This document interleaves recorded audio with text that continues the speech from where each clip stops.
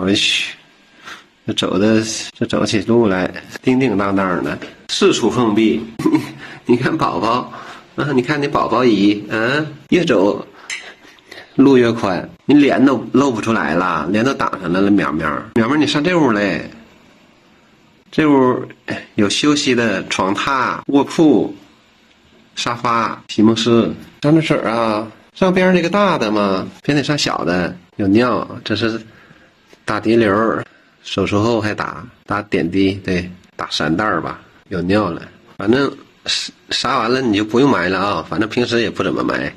我去，这一点像样性都没有的。你样样，你和我样样，你说啊我埋吧，我说你不用埋了，你说那你埋吧。你还能爬过来不？你爬那边去干啥去？小妹，你别往后面钻了，待会儿再出不来了。你带个探照灯，你说你不能拿到探呢，你进去待会儿出不来了，夹住了。快出来了，这咋在那看不着人好受啊，安全呐。这个世界还是好人多啊，除了大夫对你动手。好嘞，上快去。终于看到你正脸了，苗苗，咋了？去哪儿？去哪？我摘你一程。我看看柏树，这玩意儿太缺德了，把这个衣服这还整这顶了。我说他不得劲儿呢。这回呢，苗苗这回走一走，那家伙什么玩意儿呢？我看这回行动起来怎么样？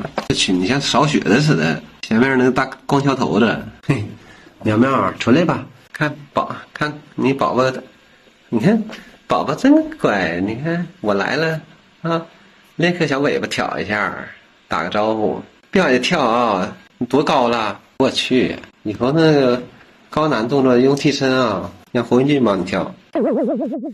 宝宝，开饭了，主食罐头，吃吗？没有给你拿干粮，绝育后第一次开始要稀一点最好。你去哪儿？不吃啊？不吃，我给你拿别的。待会儿你先别走啊！来，宝宝，不是不理我。哟，苗苗，你那麻药劲儿缓过来没？苗苗，宝宝过来了。有居然手术后都没有精神啊！眼睛待会儿我给你查一查啊，好歹你也没有出现其他不好的症状，这一点还挺好。那你想吃啥呀？打个别的罐头啥的啊？不喜欢吃这主食罐。哟，你俩不会互相还害怕吧？一人带了一个小探照灯。苗苗，我给你换个脖套，你那个太硬了。当时因为你可能有点反抗，怕你自己把脖套撑掉了，所以大夫还是护士给你带个硬套，硬的脖套。这回我想给你换个软的，跟你大姨的一样的，颜色不一样。我看苗苗，我这就给你换上啊，完了换上，给你倒点羊奶，看看你喝不喝啊？苗苗喝点奶啊，这个奶我刚才喝了一口，还算挺香的。宝宝只喝了1-2口，苗苗喝了，给他换了一个脖套。